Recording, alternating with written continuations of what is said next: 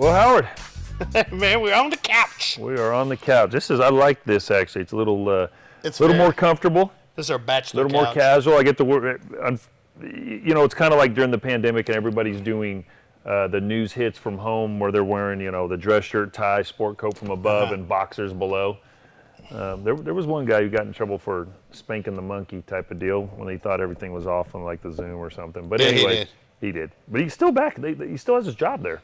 Well, I mean, it's a natural thing. Everybody he was does working it. for Pornhub, dude. Everybody does it. But here, everyone's going to see these Quads.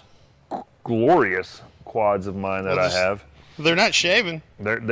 Jason's are shaved. Yeah. And he's wearing red pants. boots. I mean, everybody can't see him, but Jason is wearing pants and those beautiful. Jason, do your pants go on like real smooth now that they just slide right up? On the satin sheets. But Howard, Podcast. we do. We've got a podcast here. We'll get to this drink we're drinking, this water, cute little thing we have here in a minute. But man, we've got a guy that I actually have known for my entire police career. Came on the police department, was one of the characters that I think not just our department, this profession is missing nowadays. The job, I hate to say it, there was a lot of fun that went on it. But it has changed. But he is now the sheriff of neighboring Rogers County, right outside of Tulsa. So with us we have Sheriff Scott Walton is his official name. Scotty, the guy smiles nonstop, has funny ass stories and so forth here with us today. I'm glad to be here, Sean. It's a pleasure, man. The text message come through, and I thought, man, I'm glad I'm not forgotten about. You are not. And we got lots to talk about. We do. Okay. Well, we've got like 45 minutes. So We're gonna fill it up. you've got a very lengthy career, and you could tell stories forever. But we say the same thing every single time. The name of the podcast is Coptales&Cocktails. So we have different drinks on here.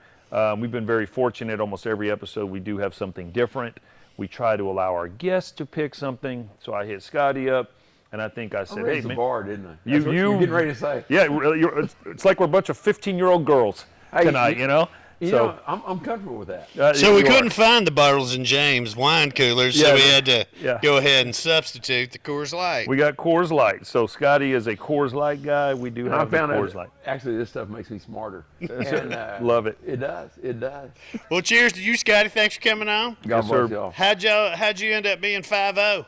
Man, I tell you, this my story probably don't fit the mold or whatever, but I had the best mom and dad in the whole wide world, and they were so insistent on me going to college. And I mean, as a student, I sucked. And but even though you're out of school and of that age, and could tell mom and dad I'm not going to college, I didn't have the nerve to say that. So I mentioned one time, joining the military, and I thought my dad was going to beat me to death because, he was that guy that got drafted in 1944 when he was a senior in high school, didn't get to finish high school, and, life went on for that generation. And, there was no question in my mind, I've got to go and get a 4-year degree. And, boy, maybe not like the goals and objectives that students want to set, but my goal and objective was to get a diploma and maybe spend the less amount of time in the library that I had to. So what'd you major in with that goal I in went mind? 2 years of junior college in Claymore, then Claymore Junior Rogers College. State? Now Rogers State okay, University. Claymore Junior College then. So I popped out of there with my associate degree and run down to Tahlequah, and I condensed 2 years into 3 down there, and came out with a bachelor's degree in business. And and truly, and I wouldn't recommend this to anybody, if I had to go through college again, I'd really try to learn something. But I get out there and I got a degree, and I got a job driving a truck, hauling gasoline, and you got to eat, and I'm sure my mom and dad had high hopes that you know, the old ship would come in someday or whatever. And yeah, I mean, for a minute, I was just kind of happy hauling gasoline. You know, it actually paid pretty good. Right. And you could blow up at any time. Yeah, I mean, you got 9,000 gallons worth of gas behind you. A little dangerous. Sleepy. I don't think anything can go wrong. And but I actually thought when I got on the police department that this is a lot safer than hauling gas. No shit. And but I went. I had a friend through high school, and we put up a lot of hay together. His name's Larry Rott, and Larry retired from Tulsa Police Department. I don't know if I crossed paths with him or not during those times, but Larry and I graduated at the same time. But Larry got on the police department as soon as he was 21, and I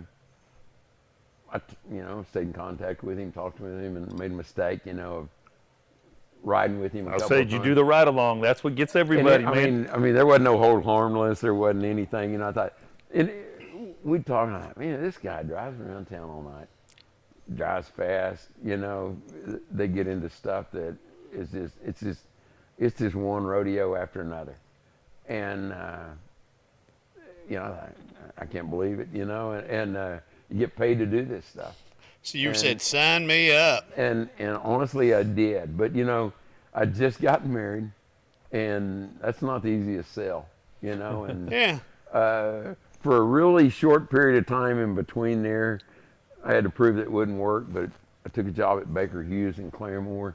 It probably could have really been a decent job. I hated it. And, I applied for Tulsa Police Department, checked that little box where, can we contact your employer? And I wanted to give them the heads up, before I did that. And background investigator came up there and talked to them. And guy, supervisor came to me and said, are you trying to get on the police department? And yeah. And I started October 1st, 1981. Damn. And in the old academy over there, which they started a fire academy the same day. And we parked all up and down New Block Park Drive in the ditch. There was wannabe policemen and firemen all over the place there. Got through that, 13-week academy, and there was 13 of us. Well, in 81, you guys still got smoke breaks in the academy, right? Oh, gosh. Actually, of the 13, I remember this. Of the 13, there was only one guy that smoked. But he'd get a smoke break, right? And we ran. And I wasn't a runner. Yeah. But I learned how to run. Man, we had a female, not to cut you off, so I had a class of 40. We had one female, we had several females in there, but we had one female. She was the only smoker in our whole class, and she was heavy, and we had to run around the gym, inside the gym, and she couldn't make it one time. And every break we had during classes, and we started the academy in January. It was in the wintertime, so it was cold. Every break we had, the rest of us are in the little break room they have for the cadets. She's outside smoking a damn cigarette. That's a breathing treatment. Dude, she didn't make it through the academy, needless to say. And a couple years later, a search warrant was run on her apartment. She lived out at Sandy Park, which is a housing project in West Tulsa, yes, sir, for a meth lab. And I was going into booking, taking somebody else into the jail, and she was in there being booked for a meth lab. Same girl, Damn. Swear, true story. You guys ruined her life, kicking her out, not letting her. Cigarettes ruined her life. Kids, anybody listen to this? Don't smoke. Kids, don't smoke. Or vape. You'll end up living in the projects with the meth lab and in jail. Guaranteed. Don't smoke cigarettes. But here's the coolest thing that happened to me. The luck of the draw as you come out through there. It's graduation day, which is New Year's Eve. And some of us went to work that night, being one of them. And I was fortunate enough and blessed to have a training officer named Joe Palmer. And I went to 4-shift Adam Squad, which was downtown. This is the greatest place in the world you could ever work. Downtown, short north. Main and Haskell right there was something. I'm Claremore, Oklahoma. Yeah. I never saw anything like that. Prostitutes in my life. And it was. I drive up through there now, and it's the lots are mowed off, and it's urban renewal at its finest, and I can still hear that stuff. Boston Beer Gardens was there. I forgot how many beer joints there was from Boston to Archer on Main Street. The Fox Rooms, all them old crap holes that, I I never saw anything like this in my life. Shit, this is like Tulsa history, man. It is. And then, if it only got better, we went out to Sand Springs Line, to Sandy Park, and all those places like that. So we had Oklahoma Osteopathic Hospital at that time. You know, now OSU Med Center. That was all in the deal. And I still remember the first week that, you know, and I do remember this. You know, we got this speech right before we left and got graduated from the academy. 1981. And Bill Wells was our sergeant, and he gave a speech. You know, you can get fired for this, and this. I was trying to remember all this stuff because I wanted to keep the job that I just started. And I go to work for Bob Meyer and Jack Sherrill. My training officer was Joe Palmer. Downtown, you know, you saw all the now called homeless, then called Habs. And my eyes were, I mean, I was a hillbilly from Claremore that, you know, I'm kind of liking this stuff, you know.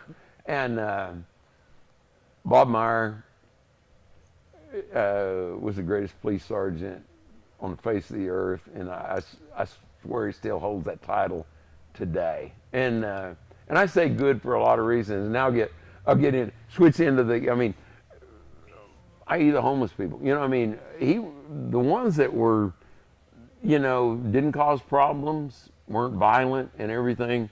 The rule was then, you know, if they're out of sight and out of mind, they're not out here panhandling somebody for money in a restaurant or bothering anything, not passed out in front of a business, leave them alone. If they need something, you know, try to help them a little bit. Don't take no crap from them. You know, it was just like, I mean, it was a lot more simple then, like the whole world was. But I mean, truly the deal that I learned from Bob Meyer was that, you know, we hunt bad guys. That's what we do. And you know, I looked at a couple of your podcasts and everything, and I look at some of this stuff and everything, and it's been mentioned in there. You know, I mean, a policeman, I mean, it ought to be like a beagle. Beagle dog knows that he ought to chase rabbits. Right. If there's not that natural attraction, then he ain't a good beagle. You know, I mean, might not even be a beagle. I don't know, but I mean, house dog. It was, He may be a house dog, but he ain't the police, right? But you know, it's so good. I mean, I never can quit thinking about those Bob Meyer days. I work for other good people. You know, I mean, Denny McDonald, you know, was one of my sergeants, and you know, out of a different generation, out of my part of it. But you know, solid as a rock. Sam Kersey was a lieutenant that, you know, that was certainly, you know, a good guy to me. Sam McCullough, you know, I can go on and on. I'm probably missing some, but you know, I know for a fact then that, I mean, career criminals After a now, quick break, you know, we'll I be mean, right how we even back come up with a with more 10 code that, cocktails. you know, that we identified them with or whatever, but they were a target, and they, you know, and honestly, maybe everybody don't absorb this the same way, but they feared us.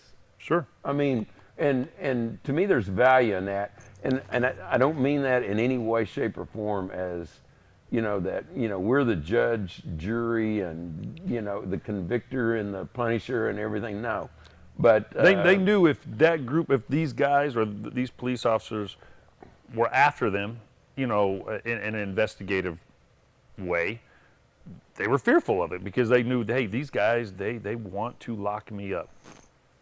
I mean, I hope, and I do. I mean, I think about it constantly, and as you know, look at training, and I mean, you know, obviously a word, and I'm shifting gears a little bit now. We just grabbed another one, but you know, de-escalation is a word that we've all grown accustomed to, and I hope now,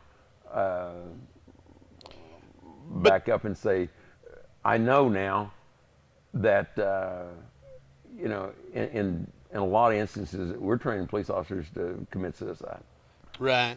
But you also said de-escalation, but let's go back to your beagle thing, man. A good cop knows when the situation requires calming people down, right? If you're a cop, you're chasing bad guys, you also need to control the situation. That's something that's kind of bred into you. It's kind of like common sense. If you're having to teach it to a lot of folks, damn, that's a tough thing. I never saw that on the questionnaire. You know, the courses in my education that I've talked about or whatever, there never was a common sense class. And I value that. You know, I again, you know, I talk about my parents. I talk about them all the time. Think about them constantly. And, you know, the values, you know, that I was fortunate enough to grow up around. And, I mean, the hardline things that my father set down, you know, you take them right into the police department. You know, I mean, and it was, I mean, we don't cause problems, and we sure don't put up with problems. Right. You know, and I mean, I value that so much, and I worry. You know, my son was a police officer here for a little over 2 years, and so proud of him for being here and doing that. He took a job in pharmaceutical sales.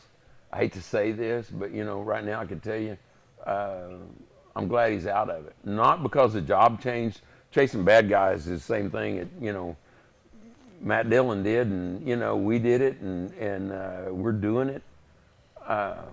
But my fear for him would be prosecution for doing his job.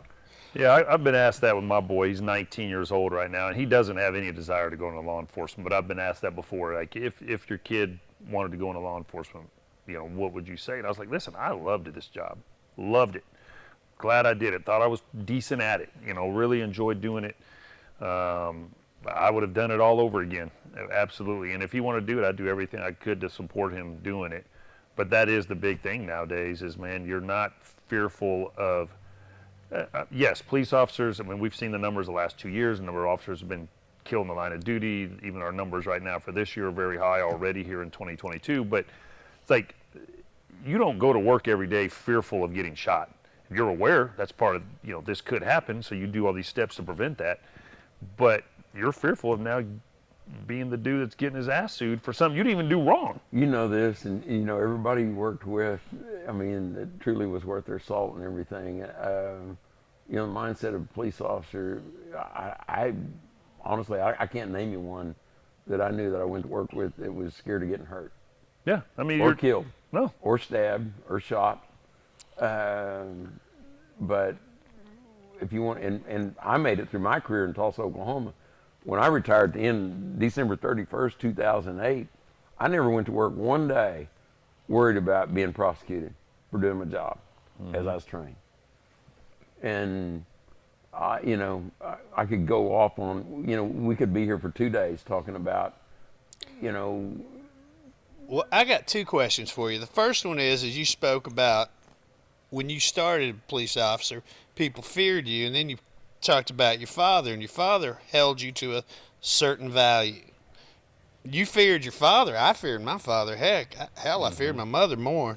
She'd tear me up if I didn't do right. I only feared my mom telling my dad. Right. I don't think that's fear as much as it's just accountability. I mean, you were making people accountable for their actions, which we still see in policing. You were law enforcement. You are not lawmakers. You're just here making people accountable. If you don't do what society has decided we don't do, then you're going to meet with me, which I don't think most people get. You guys are out there just trying to enforce the law, not making the laws, just making people accountable for their actions. You know, something I go around thinking all the time, and I mean, no different than all of us. You know, we know a lot of people from a lot of walks of life, and they all want just a couple things from law enforcement, I think. It's according to me, you know. I mean, but you know, they want the stuff that they worked hard to get, their property protected when they get home. If it gets stolen, they want whoever took it held accountable for. They want their stuff back. They don't care about what color they are. They want us to do our job. The other thing they don't want is to be, you know, in fear when they take their family to, you know, to Walmart or whatever, you know. But, you know, I look at that deal and I certainly didn't take that long, did it? Nope. Okay. We're good. Okay. But, you know. I got my two. I've got all the respect in the world. And, you know, my father passed away. It was a year ago, September. And, I mean, truly, you know, I'll scream it to the top of my lungs, you know, America's greatest generation. You know, he's 18 years old, high school starts. He's a September birthday. He said, first time I ever was on a boat, I was on it for 30 days. And, you know, he goes over there and does what's expected of him with no hesitations, and come back like so many of those guys. I mean, he didn't talk about it. He didn't, you know, I mean, very little. I asked him a lot about it. But the other day, I had a new hoodie, you know, and, you know, they obviously come with drawstrings. Sure. I remember being on a school bus, and I was probably second or third grade, went to justice school. And I know where that's at out there. do you now? I do. Okay. They've got those little 8-foot tall basketball hoops still out there. I used to go out there and dunk on it. Right Yeah. on Highway 20? Yep. Yeah, I know exactly You where have it's been at. there. I You know, have 'cause been there, yeah. Hey, that old ball's got to go flat. It Yeah. can't have this, Yep. okay, because it'll bounce off the ceiling. Yep. So I was on the school bus, and I came home, and I had a hoodie. I mean, and hoodies weren't, you know, like, you know, now, I mean, I just got rid of a box of them, you know, because I had too many hoodies. You know, they're like T-shirts, and they grow in the drawer or whatever. But that string was on there. But my grandmother bought me a hoodie, and I got on the school bus, and there was a guy that I thought was about as big as a building, you know, on there, and he was probably in the 6th grade and 5 foot tall, and I wasn't, you know, and he yanks that string all the way out of that hoodie, and but I kept it, you know, and I'm like, gosh, you know, these things ain't easy to get. You had to use a safety pin to get him back Thread in. it back through, coat hanger, wire, whatever. My dad got that thing back in, and you know, and that time, you know, I mean, good grief, I mean, we were like everybody else. I think I call it average, you know. Hell, I didn't know who was poor or who was rich, you know. I mean, it was a different day then, you know. It didn't have a Polo logo on it or yeah. anything like that. Matter of fact, I knew that hoodie come from Montgomery Ward's Main Street of Claremore. Man, do I sound old. Montgomery Ward. Boy, that is Jesus. For our listeners that were born since 1990, that's an old department store that does not exist anymore. Yep. Sears is following them as well. Sears Yeah, put them out of business. Yes. But my dad put that back in there. He got it back through that little deal for me, and you know, life was good. And he told me, and I think about this more. We never had another conversation about this, but some way I thought about it, kind of resurrected the other day or whatever when I got a new one, you know, and I was looking at it. And my dad told me, he says, you can't let that happen again. You know, I thought this guy, there was 3 brothers, and this guy was the biggest of the 3. And I didn't know if I could whip the smallest one. And I knew I couldn't do all 3 of them. And, you know, but I thought, man, I know this. Can't whip my dad. I can't let this happen again, you know. And I thought all kinds of things. But, you know, I think of that more and more and more, you know, as it applies today and everything. You know, we can't let this happen to us. And the message I want to send out there, or the awakening, maybe is a better word for it, is, you know, the good law-abiding citizens need to know that we need to be able to protect them. And you know well, as you bounce across the country and you see these stories from, we still got it good here. Sure, we do. And but we take that away from police officers. You know, there has to be that line drawn in. I mean, we can't let you do that. I mean, we can de-escalate to a certain point, and we should. I mean, I'm not against de-escalation. I mean, we don't need to just come out and crack a head, you know, before we say a word or anything like that. But, you know, too often you see those deals that what people expect of us, meaning that to do an ugly job in a beautiful way. Yep. I mean, Violence isn't pretty. and there's no way to make it that way. I'm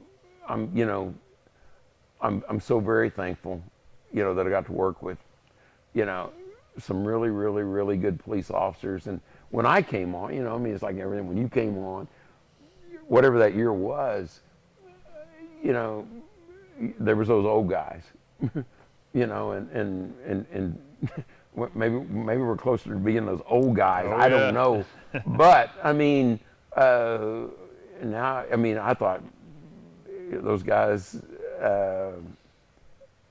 you know, the stories they told and the things that I saw. I mean, but you know, and to give this profession credit, I mean, those guys helped victims. You know, they were sympathetic with those that were, and I keep going back to my dad, but you know, I mean, my dad ran a steel shop, and he helped a lot of people. You know, hell, we didn't have no money, you know, or anything like that. But I mean, he loaned money and did things for people that were less fortunate and stuff. And I looked at those deals, and I mean, I saw those police officers.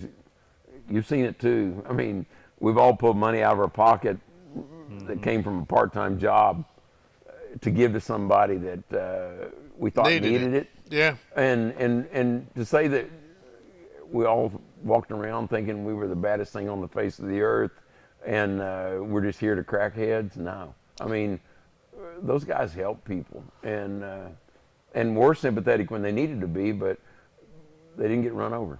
Well, let me ask you this. You've been a cop 40. How many? 4-0. 40 years, 4 decades, 81 to now. Technology has changed a little bit, huh? You know, And with that, I'm sure crime fighting has changed a little bit. Before, I imagine 81, somebody tells you they're Sean Larkin or Steve Larkin. You're like, okay, this must be Steve Larkin. He said his name was that. How has technology changed in those 40 years for the better and for the worse? all the above. You know, I look at our investigators right now. We got a young bunch of investigators. Our whole sheriff's office is, I mean, if we were a football team, we'd be bad. You know, You'd be because, five man. I mean, and I look at the young guys. I talked today, you know, at a Leadership Rogers County get together that they had about county government and everything, and what these guys lack in experience and time, they make up in smarts, and most of that smarts that I talk about would be technology. We worked a Hispanic killing. You may have still been on there, but I mean, there was a Hispanic business leader in Tulsa. The only thing that was Rogers County about this, they run right down 169 highway to the Caney River, shot this guy, put him in the trunk, tried to get him in the river. They got him half in the river, parked the car down there. Mm-hmm. We dragged the car out. They're not very good criminals. No. And we dragged the car out of the river.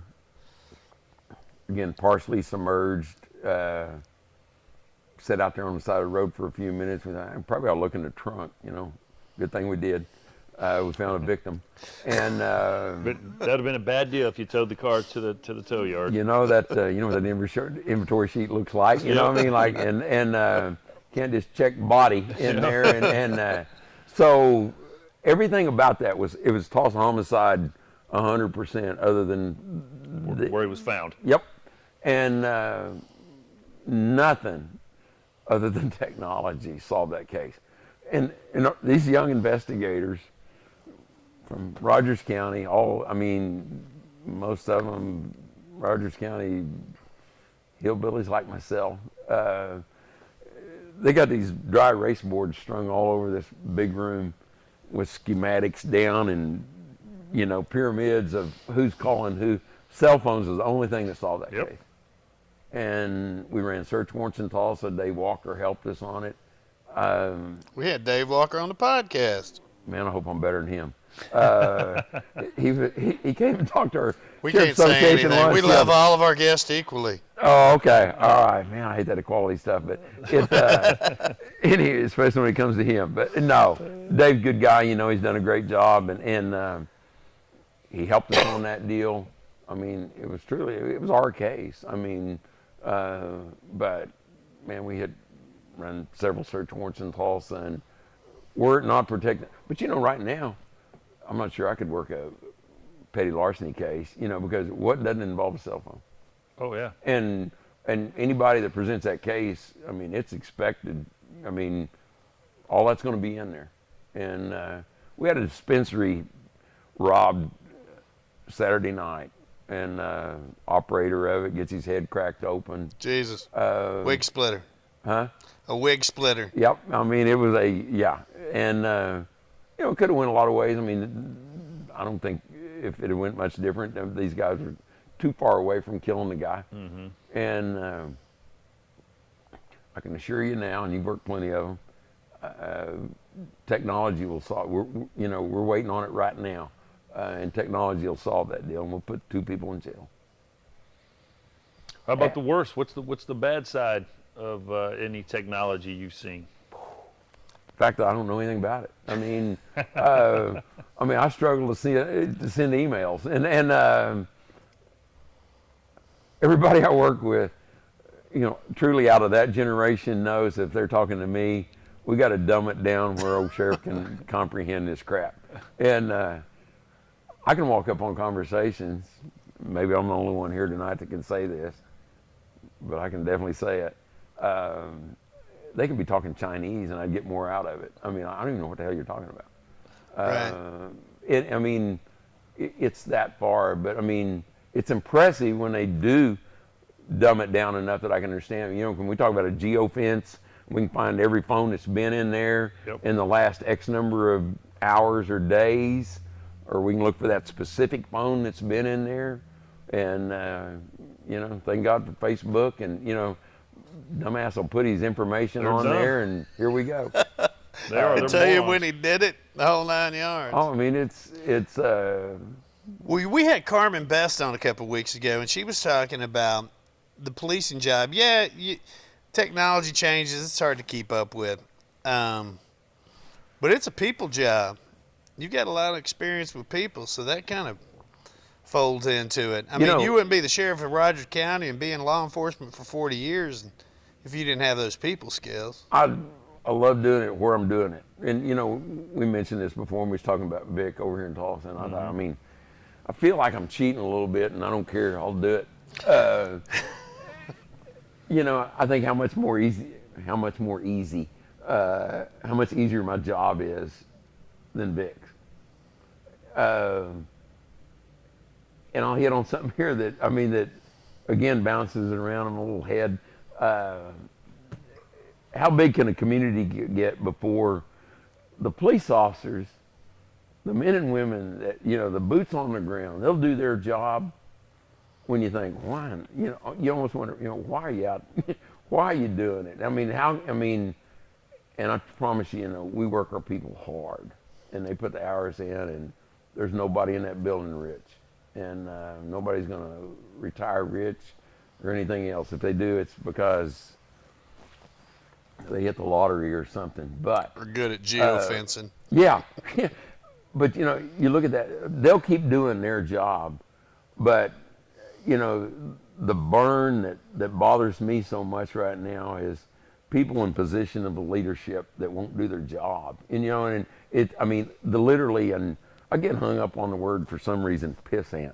Because, I mean, pissant leadership, those people, I mean, they'll talk the stuff, and, you know, I mean, you look at campaign speeches, and I've made them, but man, when it really comes down, I hope I never need a job as bad, you know, when it comes down to, we're going to do the right thing no matter what. That thought comes in your head like, well, you know, I really need to keep my job.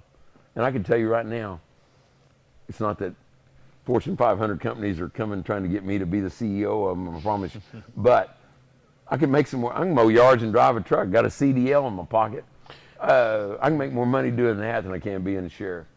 But I've never seen it louder and clearer right now than, you know, the men and women that I work with and what they do for the amount that they do it for. I mean, you just don't ever want to walk away from that. And I'm 66 years old right now. I told some people today, I think, as long as I can find that building, I got 15 stairs going up to my office, as long as I can, you know, get up those or fall down them, I'm going to be in there doing that deal. But I mean, it's not a time that we can have a stupid police officer doing a job right now. You Right. know, I Absolutely. get frustrated when I see stupid stuff, done. And I have to go to the but restroom, I so we're don't going see to plug lot in a of that. commercial And right here.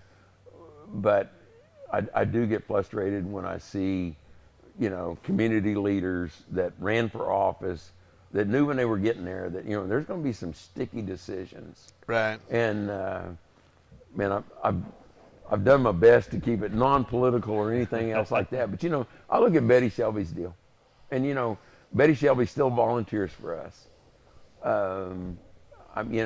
She worked for us as a reserve. She worked for us full time, and again, still associated with our agency.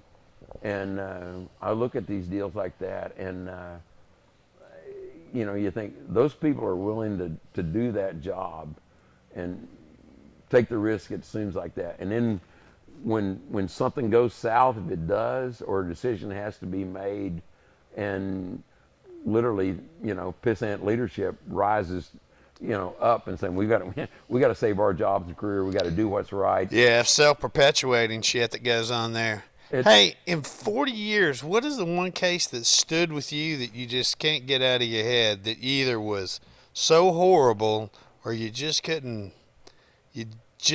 figure it out? Man, those are tough. That's the hardest question. Yeah, I mean, because every It once is. in a while that shit pops into you. As a nurse, I have those. I think of patients that I've lost. What did I miss?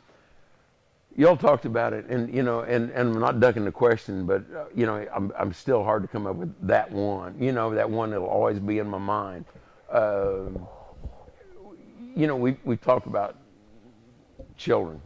Right. And, I mean, we've all got them, and the fact that that you can look at anything, you can see anything, but there's some self-defense mechanism in there that I just don't want to see a child hurt. And I listened to the police chief from Missouri, Kansas City up there, talk about getting moss and stuff out of that little baby that was in a pond. Yep. Yeah. And all that Tough kind one. of stuff. And, I can remember like it was yesterday, first infant that I ever saw dead had actually choked on a pork chop. He shouldn't have been eating a pork chop. I mean, a little baby, Right. but, and I thought, I mean, nobody should ever see a baby dead. And I've never worked child abuse cases. I mean, I've taken the reports, we all have. I never was an The investigator. detectives, yeah, that's And I'm thinking, I don't know how any of those, people that have done it for any time at all, like a day, can stay sane. You've seen it. In the hospital, and again, yeah. we expect, and I mean, it goes without saying, whether you work in a hospital, fire department, an ambulance, police officer, you're going to see a lot of dead people. Yeah. And I mean, if they're elderly, if adult, I mean, I think a normal person can and should be able to deal with that. Everybody's different. Some can't. But infants, I mean, and you say that, and we had a child abuse case, and biological mother and boyfriend kept a little girl restrained, had a dog collar around her neck, shock collar. And there was a conversation in there where they were discussing what setting they ought to have it on. And this was in Tulsa or out in Rogers It County? was actually a Collinsville address Okay, in so Rogers this is County. since you've been a sheriff. Okay. And how old was the little girl? I want to 5, 6 years old. Okay. And there was a discussion in there about what setting it ought to be, the collar ought to be on. And the mother agreed with boyfriend that it ought to be on, the highest setting. And obviously we wound up, making those arrests, and prosecution solid on it. Yeah, those are the kind you should have a fair trial and hang them at In an hour. noon, right? Yeah.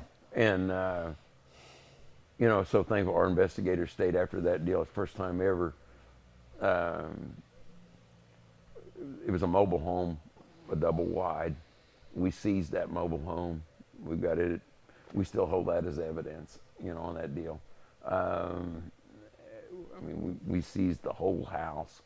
And I mean, again, I think it stretches anybody's imagination to see children hurt. Yeah, well, the point of that question is you got to see that, and then guess what? You go home, you kiss your kids, hug them tight, kiss your wife, significant other, go to bed, get up next day, go to work again. And that's a lot for a man to hold on to, you know? Well, I mean, I'd tell you my job's pretty easy now, you know, because I talk about it and I work with. I mean, I literally, you know, I stand on the shoulders of giants, you know. Right. And you know, I look at a shift report of what 4 guys did covering 711 square miles. And Is that how many deputies you have on it, like at night or overnight? 5 sometimes. Yeah. On Friday and Saturday. Yeah, I mean, but you know, I mean, anything happens, you know, and people think, well, that's 4. Well, you know, I mean, that's all good until all 4 got a call. Yep. I mean, so they put stuff down, take off to the next one. I honestly, and I knew, you know, 27 years here in Tulsa, and you know, sometimes we all wanted a better car, or you know, this has got too many miles on it. Wish they could do this and all that. But you know, I knew when I went to county law enforcement, you know, I'm going down the food chain here quite a bit. And we're blessed in Rogers County. You know, we're not a poor county. Right. We've got the resources there to supply our basic needs. Still got to fight for them, but go down the road just a little bit. and our foundation, Stand First Foundation, to raise money for ballistic shields for departments like 100 or less. And I made a presentation at A1 conference this year, and Undersheriff from Ofuskie County comes up, and he says, "Hey, Small, not a wealthy county. I'd like to get one of those. Yep. Get this." You know? And I said, "You don't have any now?" He goes, "No." You know, because we don't even have health insurance. Jesus. Ofuskie County, Okemah, Oklahoma. That's true. Yeah. I-40, right down the road. We gave. So you got police officers out there they don't have a ballistic shield, which is basically what you need to breach a door. See, I'm learning shit. But Howard, we've got departments here in the state of Oklahoma that when we're fortunate in Tulsa, we get a new ballistic vest. I think it's every 5 years we get to rotate our vest out. Yeah. That we donate our vest to other law I was enforcement agencies. grabbing them things by the box full. So because there's officers on patrol that don't have vests Jesus. in other parts of the state. So we donate our vests to them so they can wear our old vests. But no health insurance? No health insurance. Ofuskie County, Okemah, Oklahoma. You know, and I want to, if I can get just a little bit of a plug in for our Sure, foundation. yeah, we've got about 3 or 4 minutes. So Stand First Foundation. My son and I started that deal. Scott Wood, cop lawyer here in Tulsa, is a board member. We got some really good people behind that. The undersheriff, another guy I work with, board members. But our goal, and it's starting to work, and it's certainly, I mean, it's exemplary of the fact that good law-abiding citizens are hungry for a way, you know, to help law enforcement. And www.standfirst.org is our website. This thing's going to go somewhere. It's not a Rogers County help deal or whatever. We got no fences as far as how far we can go with this. I've got people Kansas, Missouri, and Arkansas on a list. And the first shield we gave away, Pottawatomie County, Shawnee, Oklahoma. You probably remember this, but a deputy goes, makes a call on a sovereign citizen out there. He's on the porch trying to get a little rapport going with him or whatever. He runs in the house, gets commands, comes back out with an AR, shoots the deputy 7 times. God damn. 4 in one leg. 4 .223 rounds in one leg. He'd already killed his wife in house, you know, He runs out the back, caps himself in the woods. Manhunt goes on until they find him out there. And, we took that first shield down there, did a little news story with Channel 6 on it. And, I never felt so good about pulling off anything. I want that to be, whatever, that maintenance of quality of life for my grandchildren. Right. I hope the Stand First Foundation dwarfs all others, and we can put a shield. And honestly, you'd like to say every car. Second initiative, we barely got rolling with our first one, but Roger Chastain started Tulsa Police Foundation as our consultant on this deal. He's saved us a lot of mistakes. But second initiative is medic bags, because he asked me one day, he goes, "Do y'all have Narcan?" I said, "Yeah, we got it on a grant. Most people do." He said, "Do you have blood clotting powder?" And no. He goes, "You got self-applying tourniquets?" No. So the next thing is we're going to put these little bags together, that we can get, to anywhere. Right. But these small agencies, that we think, they're asked to do. We both experienced this in Tulsa, and everybody's been strung out a little bit, thinking, "My gosh, I wish somebody'd hurry up and get here." But we look at these deals, and most of the time when that happened, somebody might be 10 miles away. Yep. Or something like that, and you're fixing to get the laundry beat off of you, and you think, "Boy, sure nice to be somebody to Help me out, huh? to soften this up a little bit." But man, I watch these guys out here, and I made some of those calls, and I thought, I've never been more scared in my life. I'm 30 minutes away from anybody, driving up a driveway. There's a sign in the yard that says, "Don't even think about coming up here." And You're right. all that crap, and it just opened my eyes a little bit wider, and I thought this whole deal would be a little bit more. You guys have let me talk, and were patient enough to let me listen, and this is a little bit therapeutic for me. Good.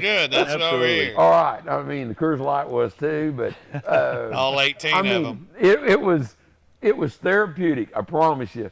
Well, Scotty, you've got a spot here, man. You want to come back some other time? We'll lock you back in. Hey, before you leave though, what's one of them shields run? We're getting them right now. $800 will buy one. Yeah. we're trying to shop the buyers, and get that price down. And you're like, well, why can't I just go, down and give the sheriff's office some money? We're bona fide 501c3, tax deductible, opposed to, if you just hand a check to, a sheriff's department, it has to go through county. Oh, yeah. Right. It's the only clean way to handle this money. And I'm telling you, the good, hard-working, blue-collar people that do what's expected of them in this world want to support law enforcement. And I think now more than ever. We talked about this before. And it's encouraging to see. We've you go to some events, and my son and I run around race cars. That's as redneck as it gets. Rodeos. I always kind of think like Mr. T. I've been to some of those events, and I've yet to see anybody on their knee during the national anthem. Okay? Yeah. I pity the fool. Mr. T said that. That does that. And our venue's there and everywhere else, but it's not just the blue collar redneck working guy that loves his old sheriff's department and stuff right there. It's the guy that owns the company and cares about his community, and more than anything, cares about what I care about right now. I got 6 grandkids. Right. I got 2 sons, 6 grandkids, the 7th one on the way. I want law enforcement to be able to protect my family, long after I'm gone. And what am I getting at? Whatever turns this little ship around and gets it going the other way, where we can go be the hunters and not the hunted. Yeah. It's turning. It is. Well, Scotty, brother, we do appreciate you being on here. Let's do it again. Our time is up, but absolutely. Yeah, next time you we'll got to drink- bring Coors Light, though. Dang, we can't keep you in I it. can't afford to have you on here. I'll, We need more sponsors to I'll, afford this. You'd think they'd ante up, wouldn't you? Yeah. I mean, Yeah. Coors Light, get on board. Yeah, here we are. #1 fan. And I got a driver. That's All right. right. Thank you, Appreciate Scotty. it, brother. Man, this is fun.